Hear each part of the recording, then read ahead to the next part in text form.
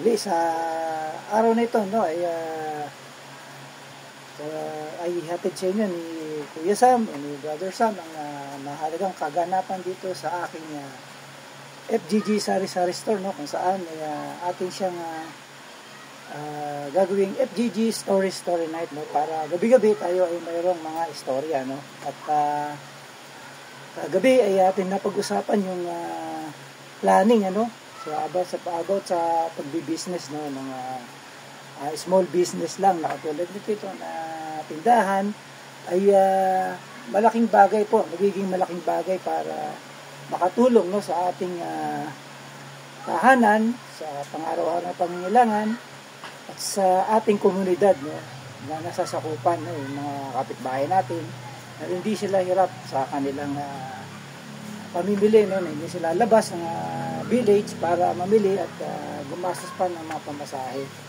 So at the same time ay nagiging channel of blessing tayo nila, no, and in the same way nagiging channel of blessing din naman natin sila. At yung napag-usapan natin, no, kagabi, yung isang methodology para magtayo ng isang business, no, yun planning, no, planning ang napag-usapan natin kagabi. Sa planning na makikita natin, no, sa pagpaplano ng isang business na kagaya nito, hindi lamang ito, pwede kang magtayo ng iba't ibang klaseng small business. Sabi ko nga, no, it depends on kung ano yung mga talent, no, o kung ano yung mga gifts na napapaloob sa inyong kakayahan. Kaya nga hanapin mo muna, no, yung gifts.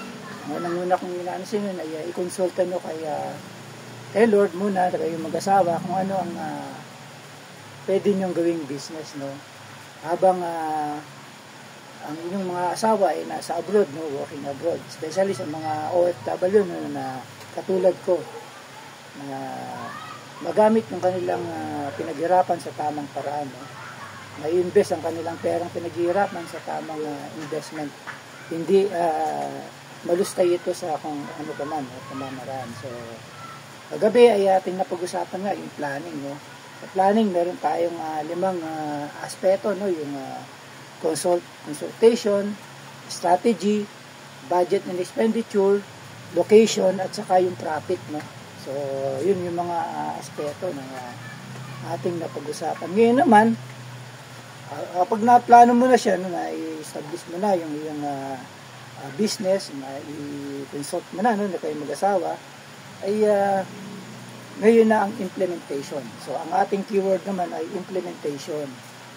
I-implement na natin yung ating napagkasunduan ng between husband and wife, no, kung ano yung inyong paplanuhin sa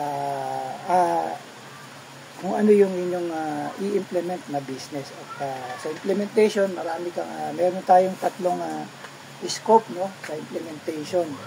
So nandyan po yung budget, no. Siyempre kailangan ng budget. Paano ma-implement kung wala kang budget? So you have to identify the budget. So magkano yun yung unang initial na capital, no. So yun ang tinatawag na capital, no, budget. Pangalawa, yung tinatawag na prospect na supplier. Ayun, prospect. So dapat alam na natin during planning stage ay may prospect na tayo mga supplier, or kung mag-grocery ka, yung mga grocery na mabababa ang presyo, no, yung may mga wholesale. Pangatlo, no, yung pag mayroon ka ng prospect, yan na yung tinatawag na start up. So yan na yung milestone, no, start up. Tinatawag na ihanap mo na ngayon ng date, no, kung kailan kayo mag-i-start ng inyong business. So dapat napapagkasunduan yung mag-asawa yan, yung budget nyo na capital, no, kung magkano ilalabas ng pera. Pangalawa, yung prospect, no, yung inyong mga suppliers ay nakalist down nyo na, no? At pangatlo ay yung inyong startup. Dapat maka-identify na kung kailan kayo talaga mag-i-start. So, ang keyword natin sa punito, sa araw na ito, sa pagtatayo ng isang business, no, ay ano po? Ang keyword natin ay yung implementation. Pag-i-implement ka na ng iyong business kasi na-plan mo na siya, na-consult nyo lang dalawang mag-asawa, naigawa niya na siya ng mga budgeting and na-establish niya yung profit. So, you have to implement na yung inyong may location na kayo. So, alam niyo na, lahat-lahat, kompleto na kayo. Ang ano na lang, you have to implement na. I-implement na natin ngayon yung ating business na gagawin. So, yun po, no, ang ating keyword sa gabing ito ay implement. So, mahalaga po yun, no, yung implementation. Yung tatlong aspeto ng implementation. Yung una, budget or capitalization. So, na-identify nyo dapat kung magkano talaga ang inyong budget, no? So, nakalista na doon yung sa expenditure sa planning nyo, establish na expenditure, no? So, mayroon na kayong budget. So, sa budget, meron kayo dapat allocation na contingency. So, you have to allocate at least mga 3% contingency. Kung meron kayong 100,000, example, na capital, no? 3% lang dapat meron kayong allotted na 3,000 pesos. Pabili po. May bonds po kayo? Ay, ito, isa. Magkano ba yan? 25.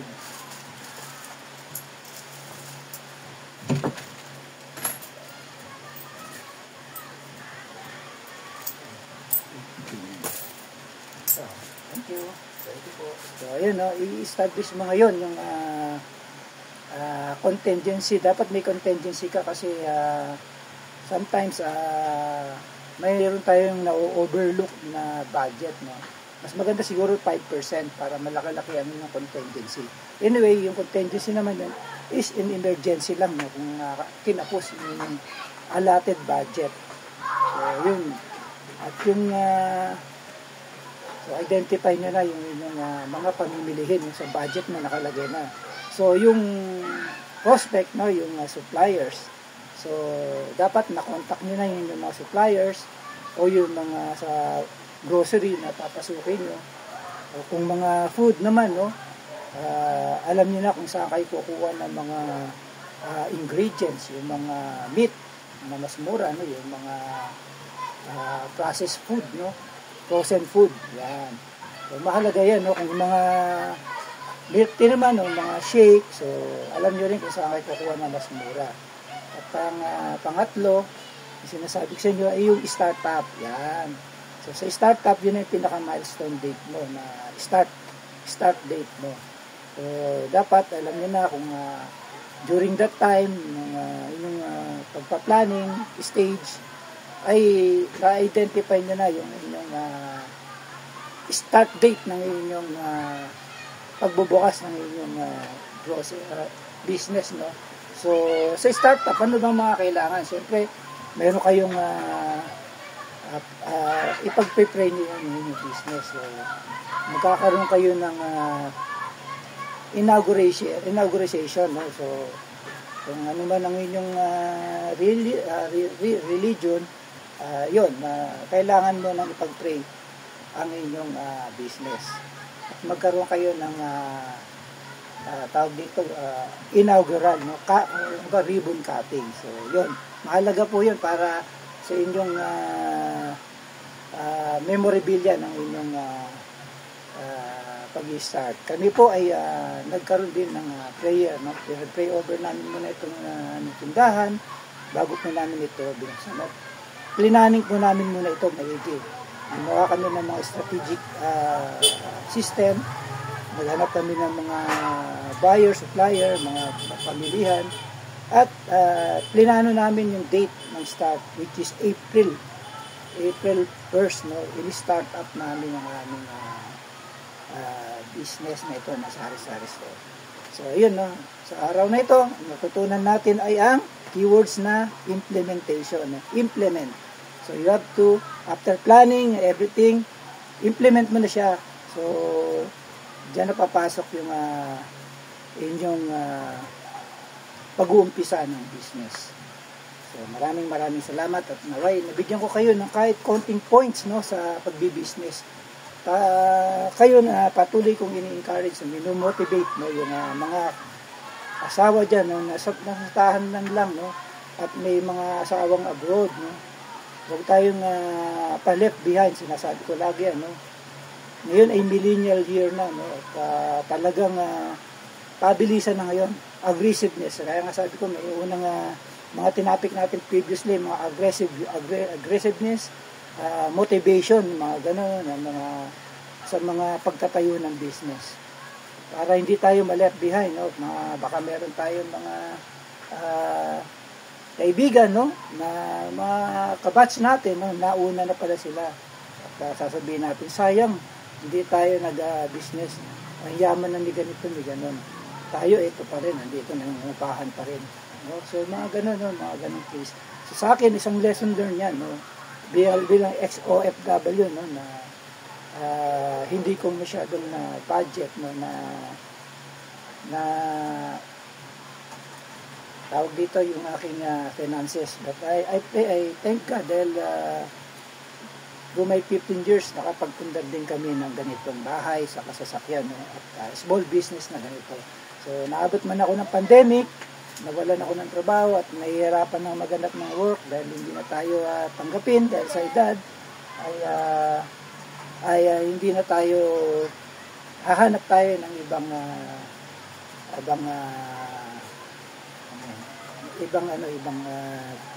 business ano. At ito nga po ay ginawa natin itong ganitong business. Kaya ini-encourage ko yung ating mga may asawa din sa bahay, no, wag na lang tayong mag-stay, no, stock up. So you have to utilize, no, yung perang pinapadala ng inyong mga asawa abroad kahit sa simpleng business, no, ay makatulong kayo sa inyong mga asawa. At ako'y na-motivate doon sa aking kasamahan sa Qatar, no, dahil ngayon ay nag-for good na siya, no, lately lang.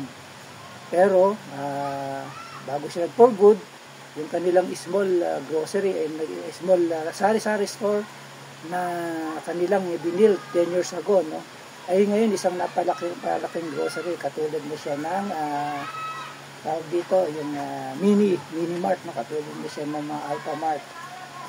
Nandun na lahat, no. So for good na siya at kasama na niya ang kanyang may bahay na nag-business doon sa kanilang lugar sa province, no. At nakapagpatayo na siya ng kanyang sariling malaking bahay, no. Napagtapos na yung kanyang mga anak. So yun po, no, ang sinasabi ko na patuloy nating i-explore, no. At huwag lang tayo dyan gagamit ng mga gadgets, no. Maghapon tayo nakatutok sa ating gadgets at hindi tayo naging productive. So tulungan natin ang ating mga asawa na naghihirap sa pagtatrabaho abroad, no. Even yung mga walang hindi nag-abroad dito lang sa locally ay you have to think what is possible na makakapagpadagdag income sa inyo na hindi kayo mabibigatan sa lahat ng mga gastusin. So yun po, no, yun lamang ang aking maibibigay muna sa araw na ito. At tomorrow naman meron pa tayong pagsasama-samahan pa dito sa ating FGG Sari-Sari Store, kung saan ay merong FGG Story Night kay Kuya Sam, kay Brother Sam, o kay Tatay Sam. I hope nabigyan ko kayo muli ng panibagong motivation, inspirational words of wisdom, at encouragement at update sa buhay pag negosyo, no.